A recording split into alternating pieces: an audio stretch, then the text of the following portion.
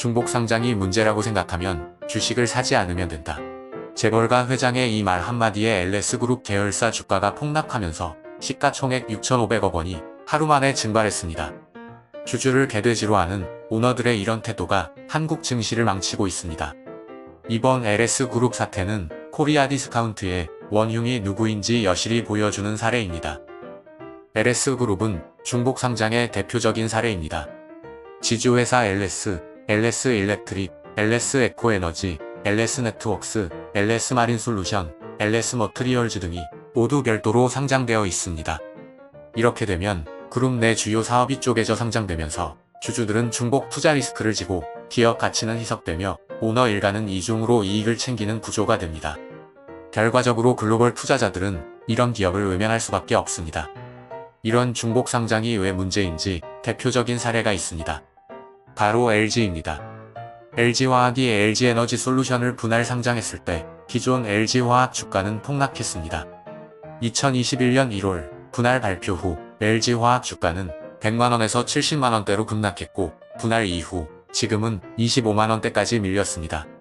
기존 주주들은 LG에너지솔루션의 성장성을 기대하고 투자했지만 분할로 인해 가치를 빼앗긴 셈입니다. 이뿐만이 아닙니다. 한국 기업에 믿고 투자했다가 배신당한 사례는 수도 없이 많습니다. SK케미칼 내 SK바이오사이언스, 카카오의 카카오뱅크, 카카오페이, 카카오게임즈 등 분할 중복 상장으로 기존 주주 가치는 철저히 훼손되었습니다. 기업이 성장을 하면 기존 주주들이 그 과실을 함께 누려야 하는데 한국 기업들은 철저히 기존 주주를 외면하고 있습니다.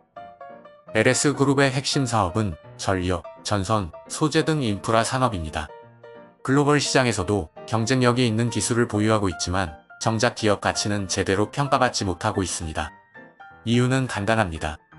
불투명한 지배구조와 주주 친화적이지 않은 경영 방식 때문입니다. 같은 사업을 하는 해외 기업들과 비교해보면 LS그룹의 밸류에이션은 턱없이 낮은 수준입니다.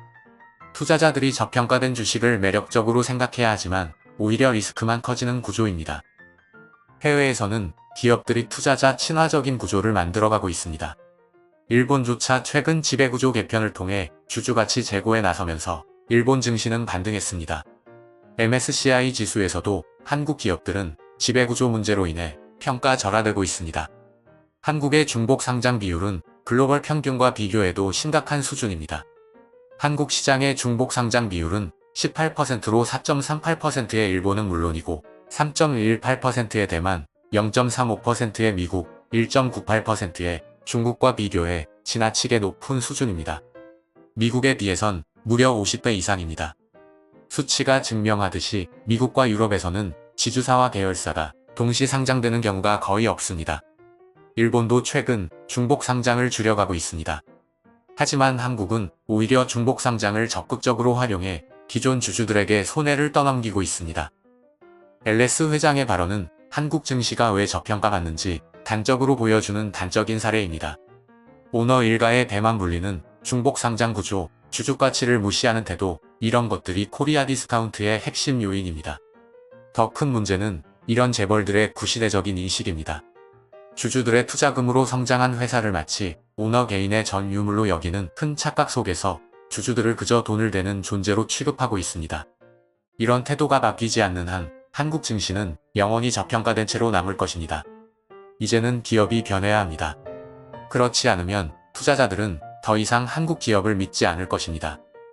지금까지 행복투자 행투였습니다. 감사합니다.